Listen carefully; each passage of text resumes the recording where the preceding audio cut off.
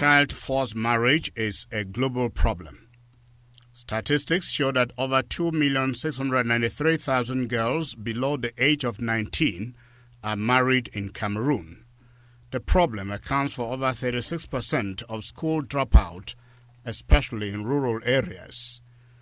In addition, it is responsible for growing numbers of economically vulnerable widows and prostitutes, as well as the vicious circle of poor families. Child forced marriage is rampant in the northwest region of the country due to poverty and entrenched traditional practices, and very recently the socio-political crisis, which has displaced thousands of people, including teenage girls. Troubled by the burden of poverty and economic vulnerability faced by girls in situations of child forced marriage in Cameroon, Sustain Cameroon and one of her partners, Ami Foundation, have been supporting some of these girls. The stories about child forced marriage in Cameroon are intriguing. Some are emotive, and you may want to be a little more courageous to watch. Kwata, a locality or a community in Mendankwe in the Bamenda 1 subdivision, and here we are at the home of one of our teenage mothers. She happens to be married at the age of 16. She is presently biologically a mother of one, but she got married to a young boy who is already a father of 3. So practically, the current 18-year-old girl is a mother of 4. So we're going to be meeting Loretta. She's going to be telling us her story and what life has been, getting married at such a teenage age, and of course assigned so much responsibility.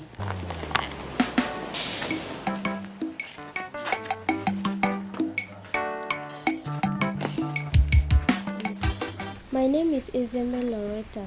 I got married at the age of 16. I got married not because I wanted to get married, because of my mom. She was really suffering, and I lost my father at 2013. When he died, my mother had one sister and one brother. So my mother and the sister now they are there struggling together to have means. So I now decided to get married because I wanted my mother to be a happy mother. I cannot watch my mother be in sorrows while I am alive. So I got married to a boy who is 23 years old. He had 3 kids, and I have 1 baby with him. Because the mother of the children abandoned the children when the children were very small, so I was the one who raised up the children to be at this level. So I had pity on him, and I decided to get married on him to help him so he can help me too. So I'm very grateful to have this wonderful job that has come to me, though. I know this job that I am doing now is going to make me to be a happy mother tomorrow and take care of these children that God has really blessed us with.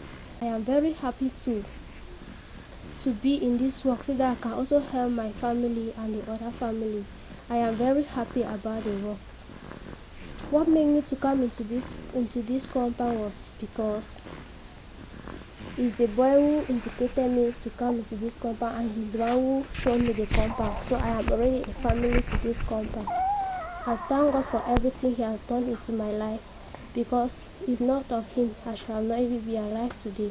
He helped me in so many ways, and my mother is a very happy mother now. He has opened a business place to my mother. She's now selling tomatoes at the market. So what I got to say is that I really need help so I can grow up and be a happy girl. Before getting married, what was your level of education?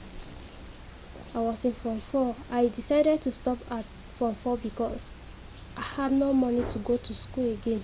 So I decided to get married, and so that I can learn something and work money. And when I have work money now, I know I have money and my husband has money, because I cannot only depend on him. So when he has money and I have money now, we can now send these 3 children in school. That is my plan. Now you are married. we understand that at this point in time, young as you are, still you should be facing some difficulties. Before we get to know some of the difficulties you're facing, how were you introduced to marriage? Was it your will, or were you forced into marriage? I was the one who decided to get married, not someone telling me. Not my mom, nobody told me. I know getting married at this age is not something good for me, but I know what I am doing now. What I am doing, I know is going to help me tomorrow. I'm very happy to be here because the boy I am living with, his story is almost like mine. So I decided to be with him, and we all can build up a family together. And I know one day God will answer our prayers. Presently, are you doing anything to earn a living? Yes, I am a seamstress. I'm trying to do it so that I can earn a living and be someone tomorrow. And I'm very happy. I'm very serious to learn the trade, and I know I will harvest from it. Okay. Now you are married. What challenges do you face as a mother of 4, including your biological child? At times I face difficulties because at times when my husband does not have work and his own parents do not have money, we all go to the farm and work and harvest and sell to have money to feed these children. And again, because at times when they don't have money to work, he's there. Even if he does not have money, he can borrow. And again, because he's someone who is struggling, I myself would also like to be with him and struggle with him so that we can raise up these children, and these children can grow up also and help us tomorrow. Do you have any regrets not to have completed your education or have the ordinary level, a certificate of examination? And if you do, at what level of education would you have loved to attain? I have a regret for that. Why? Because I knew my father would stay alive to send me to school, because I wanted to go to school and reach in a university. After that, I looked for a job for myself, and I wanted to be a seamstress in future. So the only thing that I decided to leave school was because he died and there was no money for me to continue my education. So that is it. Any other thing you would want to say about your marital life at this young age before we leave you? I really need help, and I really need people that are going to help me and the family, because as I am here like this, I don't have anybody except my mother and his father of this child and his father. There's no other body. And when they are not there tomorrow, I'll be lost. So I really need help so that at least I can grow up and help other people as they have also helped me. What advice would you have to give other teenage mothers and perhaps young girls who are thinking of getting married at such a tender age? The only advice I can give to a young girl who is getting married when it is not yet her level of getting married is that because of the difficulties I have faced, I will not love them to fall into the same pit I have fallen. What I got to tell them is that they should not do whatever I have also done. The mistake should not repeat itself. They should work hard and fight for their future before getting married. Because marriage is not just something that we just see. Marriage is something so difficult. If you are not strong, if you are not respectful, and if you don't know how to take care of a home, you cannot be a mother in a house. And again, I'll also advise some of them, when you give birth to a child, God bless you with a child, and you give birth to a child and abandon that child. It is not good, because when you abandon that child now, you don't know what that child can be in future. You don't know what that child can help you in future. What you got to do now, when you have a baby, no matter the age you are, what you got to do is that you have to take care of the baby give birth to the baby, even if you don't have anything to do or anything to eat or to feed the baby, I know someone will come out from an angle and help you with a baby. So you have to be very happy with the gift God has given you. As me here, I have a baby girl. I am very happy, and I'm very happy for her. God has blessed me with a child. And the other 3 kids, even though they are not my biological children, but I know what I am doing. I decided to stay and raise them up at this level. I'm very happy to see them healthy, and I thank God for my life. I thank God for the baby. We are at the home of Monui Yvette, still in the Mendankwe community, but however, this other setting, this local community is called Abu Mishwi, and of course, we are going to be seeing a teenage mother. Circumstances got her into a marriage because she had to leave as a concubine with her husband. She got pregnant, and of course she had to drop out of school. So we are going to be meeting this young lady. She's going to be telling her story. The situations at a marital home weren't quite favorable. Reason why we find her right now at her parents' house. She has left her husband's house where she was there for a couple of months, a year plus, and circumstances led her to leave the man's house. We're going to meet her for her to tell her story. So, Yvette, your husband, and how it ended that you lived with him. This is my father's compound. I was living here with my parents when he came to rent an apartment so that he can be teaching at the technical school. He was the principal secretary. So as he was living here, that's when the relationship started. So my parents asked me to leave the house because my father is a man of God. He don't want me to be keeping male friends, so I disobeyed him to leave the compound. So I left and went to my grand compound. That's when I got pregnant. So when I was with my grandmother and my uncles, some of my relatives, when I got pregnant, they asked me to leave and go and meet the person who impregnated me. That's when I started living with the father of my baby. So as I was living with him, things started changing. He was changing one character to another, up to the extent when I put to bed. As I put to bed like that, his character just changed. He started maltreating me. Sometimes he will stay in the house for 2 to 3 months. He will not talk to me without any reason, and he will not tell me that this is what you have done wrong, correct your mistakes. No, but instead he will be angry and he will not be talking to me, but I will don't know why.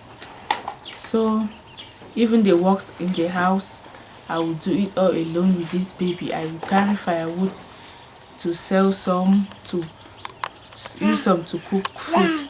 When our gas got finished, he did not buy the gas, and even water.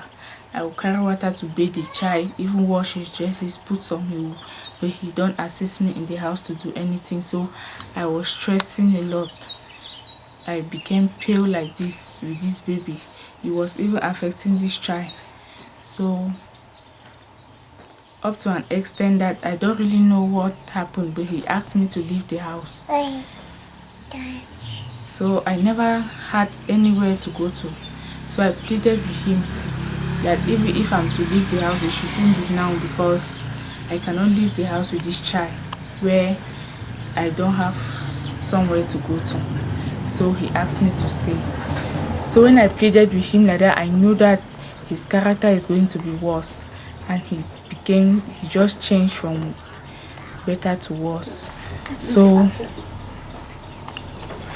as he changed like that, things became worse.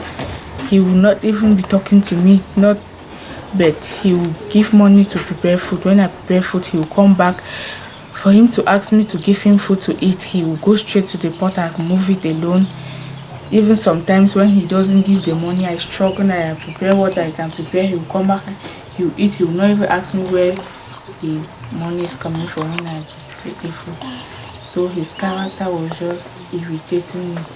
So I was thinking a lot, I was stressing a lot, I was too much thinking. So before he finally asked me to leave this time around. So I decided to come back to my parents and ask for their forgiveness, and they accepted me back to the house. What reasons did he give for chasing you out of the house?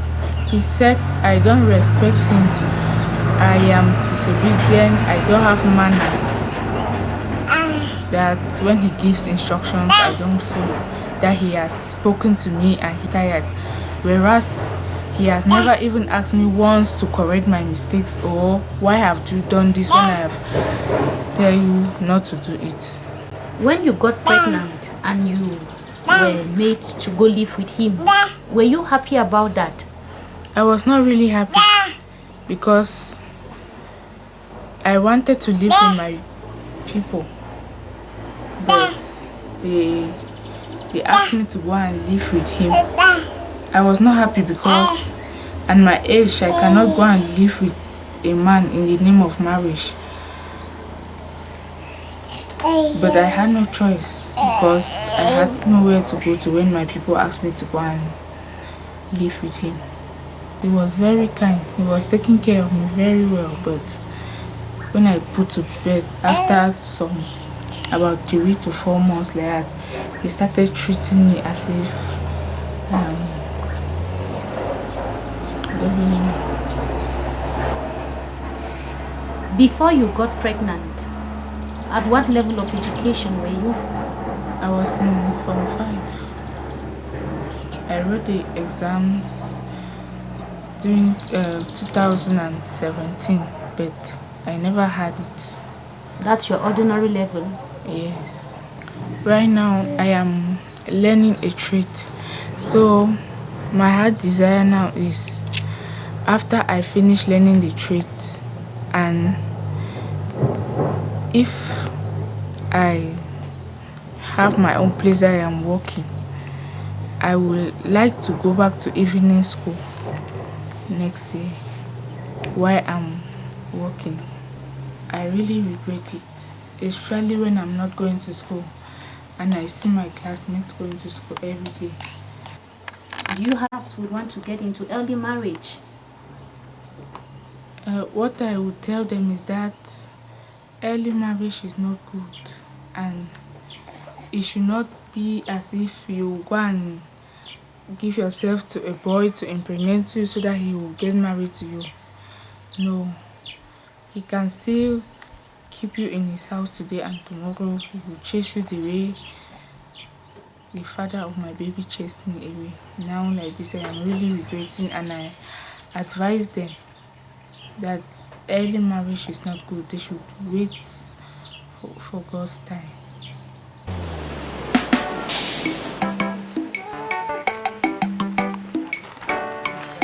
Yeah, we are here at Kubomi and Bengui Momo Division, and Loretta MB. We've come to visit you. How are you? I'm fine, Daddy. This is your baby? Yes, Daddy. Baby. What's your name? Hello, how are you? What's the baby's name? Grace also. Okay. Yeah, we are interested in everything we've heard about you, Loretta. Oh, good. You will tell us your story. Oh, good. Oh, can you take us home? Yes, Daddy. Loretta, Yes, Daddy. we made to understand you got married when you were just 17. Yes, Daddy. What circumstances pushed you into this? I was passing through a lot of difficulties. When I completed my primary school, the family people that were taking care of me. When I lost my parents, they said there's nobody to take care of me. I have to leave my village and go to Boya. There was nobody taking care of me. The auntie that I was living with, when I got pregnant to this child, I was afraid that they are going to send me out of the house. And the mother was shouting, I was talking, I have to leave the house and go and meet the father of this child. When we were leaving, by the time I deliver, I have to leave and go to Penamoko to stay with the mother of the boy. How old were you when your mother died? I was 10 years. My mother died when I was like this 4. Okay, about 2 years old. Yes. Okay, so your father died when you were 2, your mother died when you were 10. Yes. How did you manage to get up to 17 before you got into this relationship? I was living with a mother that she was living in Boya.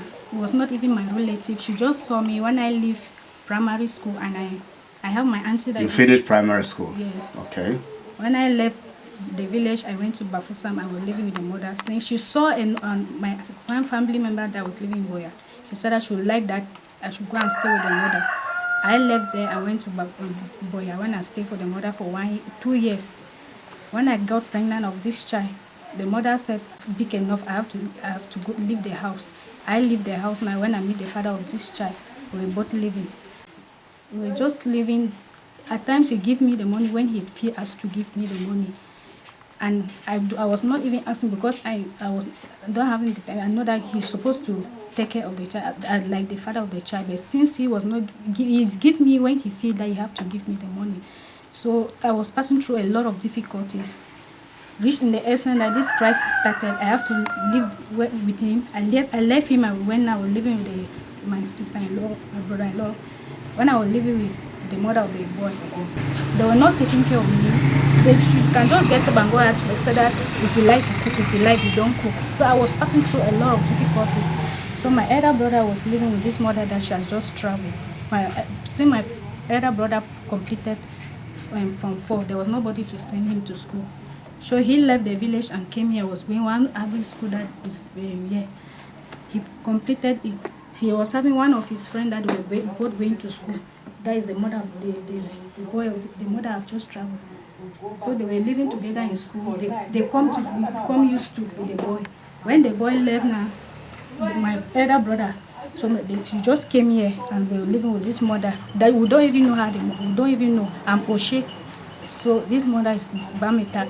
So they were just living, the boy and my elder brother. Just for curiosity, how did you get to know the people you are living with here now? Who are they to you? We are not related. I don't know. I just know through my elder brother, because my elder brother was living. Okay. Yes. And you think that it is better here than it was with the father of your son? Yes, Daddy. Since you left the father of your son, has he made any effort to call you, find out how you are faring with the son? He called just at times. He can call today. I met like 3 months before he called. At times he does not even call. No, where I am very comfortable. At least there's no disturbance. Okay. Yes. When I was going to school, I was thinking to be a teacher. So what are you doing now? Nah, I'm not doing anything. I'm just learning a work that Mommy just put. What kind of trade are you learning? Tailoring. I was at that stage. I can say I was stubborn because I never listened to what people are saying, or when they speak to me. At times, I just think that all is lost because I don't have anybody to take care of me. But today I can thank God because where I'm comfortable. Okay. Do you have any advice to girls below 18? The good advice I will give is that don't get into marriage when you have not prepared your mind. It is good to get married when you have prepared your mind and you know that where you are going to, you will be comfortable there. And I'm giving the advice to the people that are hearing me outside, that don't force yourself into forced marriage, because the forced marriage are no good. You say you are learning a trade. You're learning to become a seamstress. Would you love to take us to your workshop? Yes, Daddy. All right, thank you very much. For now, we're very grateful, but we'll see more about your life when we get to your workshop. Thank you very much for welcoming us here. Thank you, Daddy. But, I see you're very happy here. Thank you, Daddy.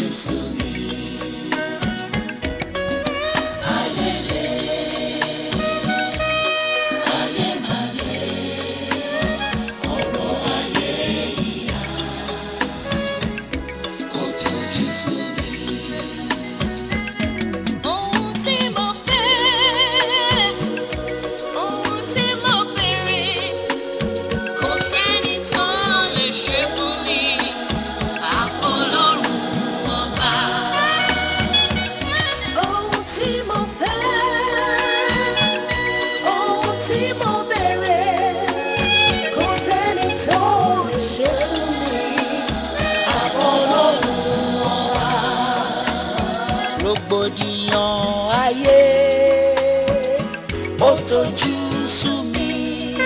Àìbìkítà ọmọ ènìyàn ó mà sún mi o. Ọ̀gbàgbà tí ń gbà láì lára wá bá mi ṣe tèmi o. Ọba sọ̀rọ̀ máa ń yẹ má gbàgbé mi o.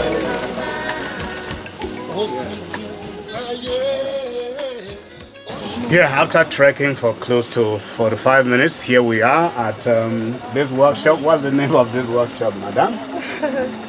Princess Awans, Fashion Center. Princess Awans. And your name? Happy Justine Awans. So, madam, tell us what you know about this, our beautiful young lady.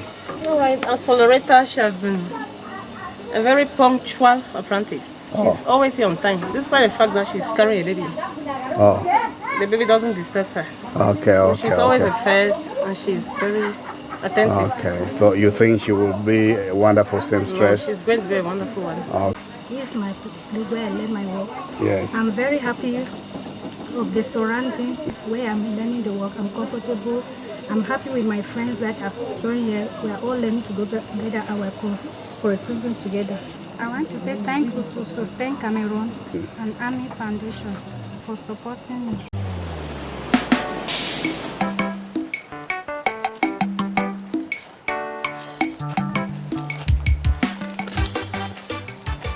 We are here at Nyambor Quarter in Mendankwe to see our friend Ruth.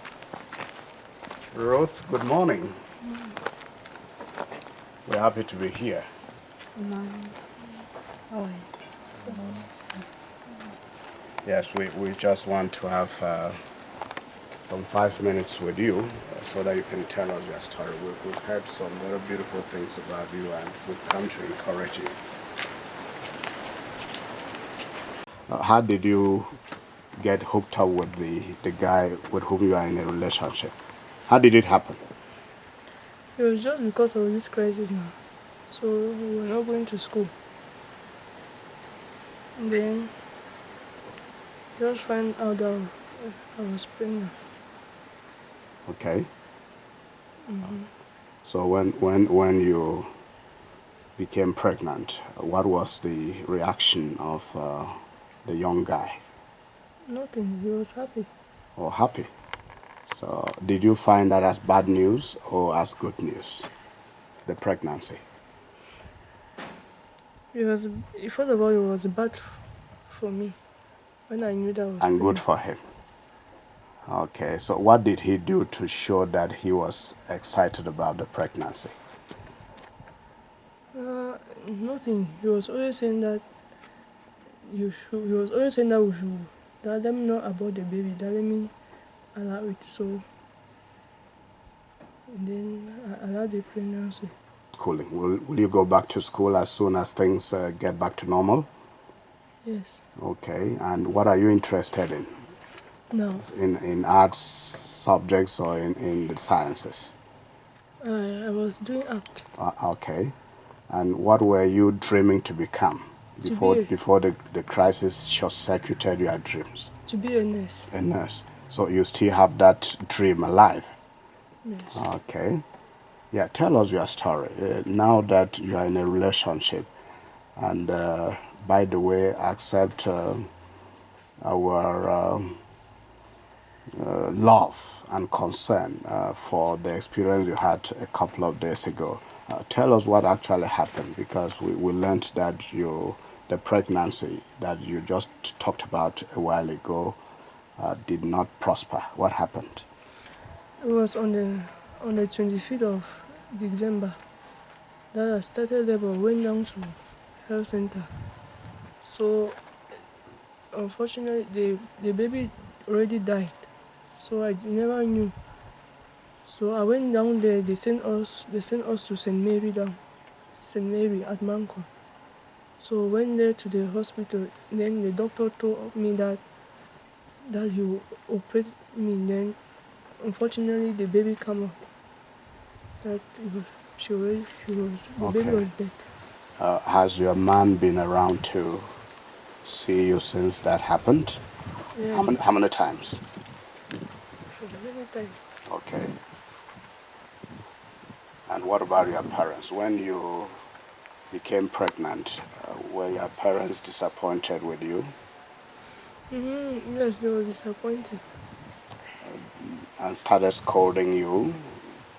But after, there was no problem again. Okay. Now that you are thinking that you may go back to school, will it be the young man who is in a relationship with you to sponsor you or your parents? The man can still sponsor me. And you know that for him to sponsor you, he has to be officially recognized by your parents. So are you planning to marry him officially? Are you guys making any efforts to get married officially? He's the one who was, he was talking about marriage, but I don't really know. And what are you talking about? He's talking about marriage. You are talking about something else? You are not interested in it? I was telling him that we'll have time again. Like how long? I don't know. But I just know that we'll have time. All right, good. We know that in Cameroon, especially in the northwest and southwest regions, during the last 3 years or so, many girls your age have found themselves in similar situations, the teenage pregnancies and other disturbing experiences. What advice would you give, especially to girls in these two regions who are your age with regard to their relationship with boys and men? I will just tell them that they should be careful to get pregnant, because that is the first thing. That is the mistake. That is the first mistake in life, to get pregnant early. What do you think about women or girls below 18 getting married? Do you think it's something that we should advise or we should discourage that in our country? It's something that you should advise now, because some girls will get married at young age and they will be suffering.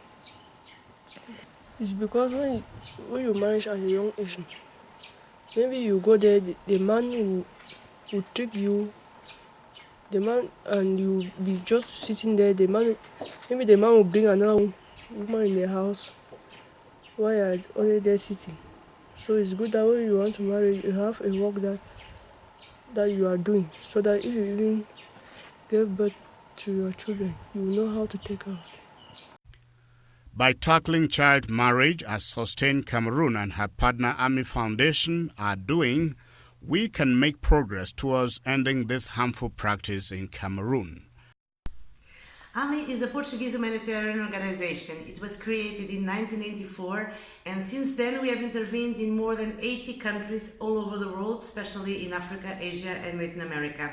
We have a program which is called International Partnership with local NGOs, in the framework of which we have met Cameroon, Sustain Cameroon. Our aim is to contribute to the Sustainable Development Goals. Either we are working in health, water and sanitation, education, or so many other projects.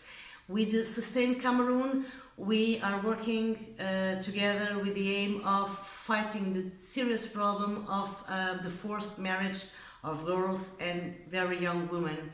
So it is very important that this project is running so well, and that at some point we can make a small change in the society.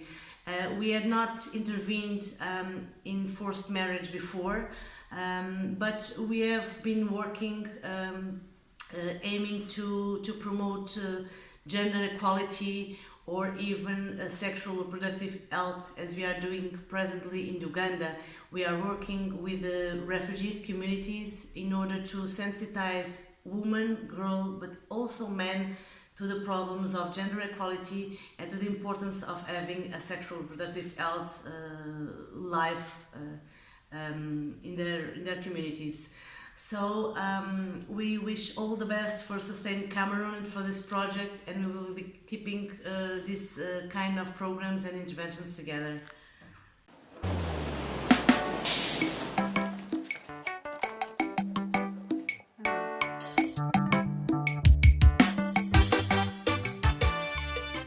Sustain Cameroon is a grassroots organization that is based in the northwest region of Cameroon. We are working in 4 of the divisions that make up the northwest region, and our flagship program is we are fighting to end child, early and forced marriages. Through this program, we are trying to provide livelihood opportunities for these very disadvantaged women and girls that are found in the entrenched communities that are rooted in traditional practices or cultures that do not provide them access to opportunities that can enable them meet their basic needs. So we realize that a lot more interventions are working on the strategic needs, promoting the strategic needs, and with very little effort on their practical needs. So we are rooted, our strategy is rooted in providing more of the practical needs alongside the strategic needs. So our intervention with Army Foundation is to shed a light on the challenges that these girls face as they live in these marriages. So we are hoping that through this documentary, we are able to shed a light and invite many other supporters and sponsors that can promote activities that can enhance the livelihoods of these girls, and also, why not, help us to bring an end to child, early and forced marriages in these communities. We hope that as you watch our documentary, we are hoping that you will be able to be inspired by their stories and to see how we can help them to work towards meeting these needs and availing themselves of other further abuses. So these girls, we are using them as role models who will be championing the cause in their communities in ending the issues of child, early and forced marriages, and also, why not, beyond our territories that we are working. Thank you very much. As we have seen, there is a lot of work to be done in our communities to change attitudes towards girls and to ensure that they are more highly valued. We can support them to stay in school and continue their education. We can support them by providing safe spaces and networks for girls at risk of child marriage.